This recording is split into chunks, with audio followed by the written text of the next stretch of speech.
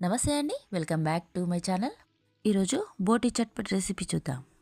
ముందుగా స్టవ్ పై కడాయి పెట్టుకొని 4 టేబుల్ స్పూన్ల ఆయిల్ వేసుకోండి. దానిలో లవంగాలు, ఇలాచీలు అవన్నీ వేసుకున్న తర్వాత 2 పెద్ద సైజు ఉల్లిపాయ ముక్కలుగా కట్ చేసి వేసుకోండి. 5 పచ్చిమిర్చిని ఇలా వేసి వేయించండి. 2 స్పూన్ల అల్లం వెల్లుల్లి పేస్ట్ వేసి పచ్చివాసన పోయేంత వరకు వేయించండి. 2 స్పూన్ల పసుపు వేసి కలపండి.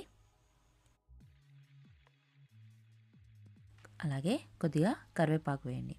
కరివేపాకు వేసిన తర్వాత ఒకసారి కలిపి ముందుగానే క్లీన్ చేసి పెట్టుకున్న బోటీని వేసి వేయించండి.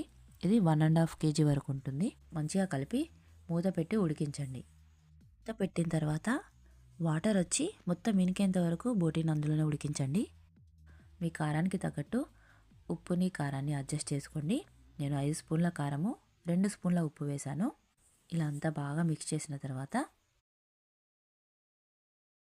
దానిలోకి 1 స్పూన్ ధనియా పౌడరు, కొద్దిగా హోల్ గరం మసాలా పౌడరు, అలాగే 1 స్పూన్ వరకు మిరియాలు, సగం స్పూన్ వరకు జీలకర్ర పొడి కొట్టు వేసుకోండి. చివరగా కొత్తిమీరకు, కస్తూరి మేతి వేసి మంచిగా ఫ్రై అయ్యేంత వరకు ఉంచి సర్వ్ చేసుకోండి.